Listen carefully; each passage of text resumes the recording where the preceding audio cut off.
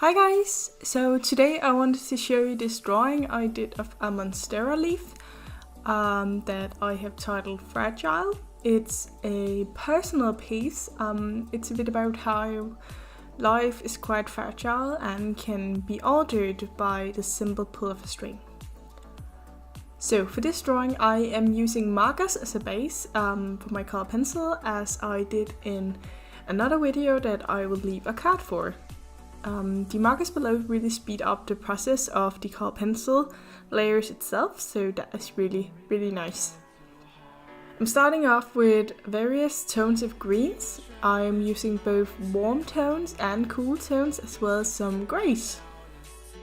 I basically try to block in the color, but I also try to block in the shadow and the light areas.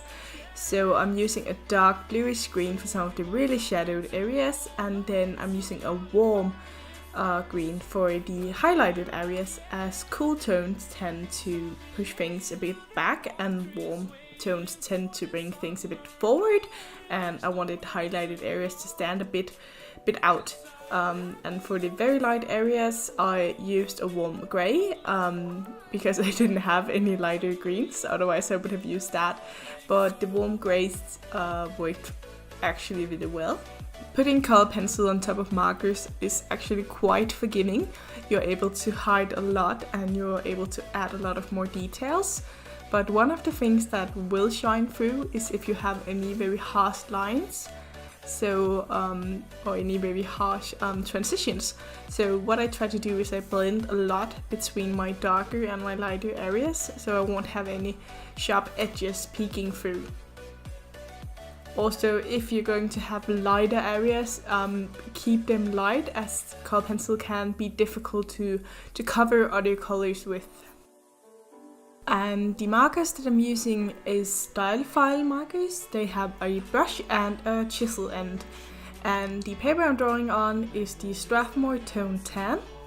For the color pencil part, I am using Luminance and Pablo, both by Caran. And then I'm blending with odorless Mona Lisa odorless paint thinner.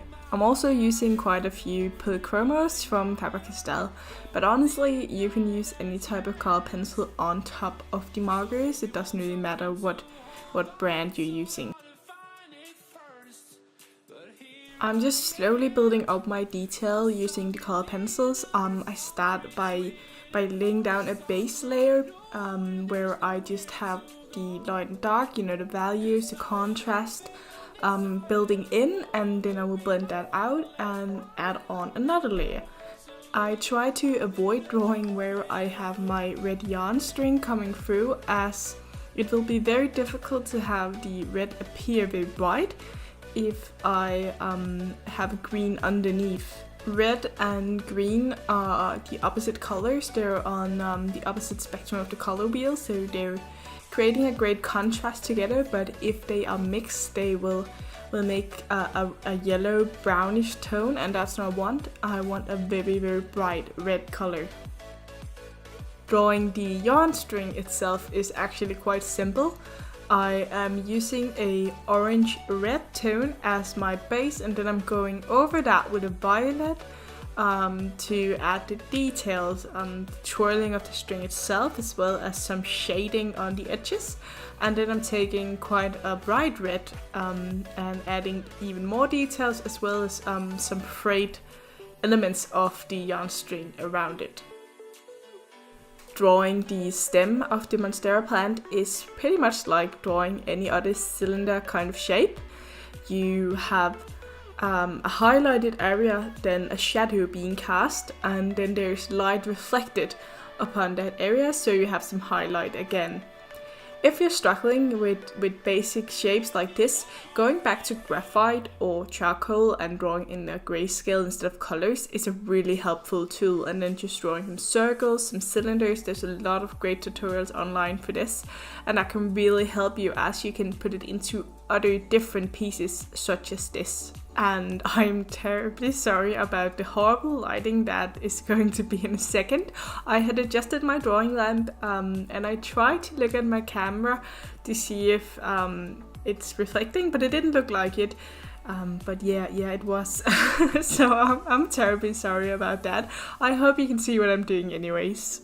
And at this point I'm beginning to add in my highlights. For this I am using my Caran Luminance pencils. I love these for adding on top as highlights, as they are so creamy and so pigmented, and they actually hold their point quite well. Because they are so opaque, they're actually capable of showing up on darker colors to an extent, so you can add lighter details on top of darker colors. I am slowly trying to take a leap from working primarily with commissions that are mostly pet portraits to working more from my own imagination.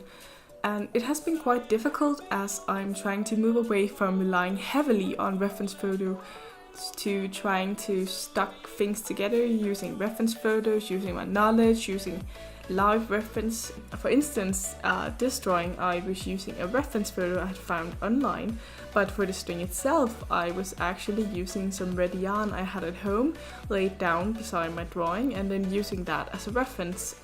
And the creativity of being able to place the yarn as I wanted it, and being able to create the meaning I wanted instead of just using a reference photo was actually quite giving. So I really hope you liked this piece and you liked the idea. I'm very happy with it. I like how it looks. I like how it ended up together. I feel like I managed to make the yarn actually appear realistic and appear as if it's supposed to be there. Anyways, that was pretty much it. I thank you for watching to the end, and I hope I'll see you soon.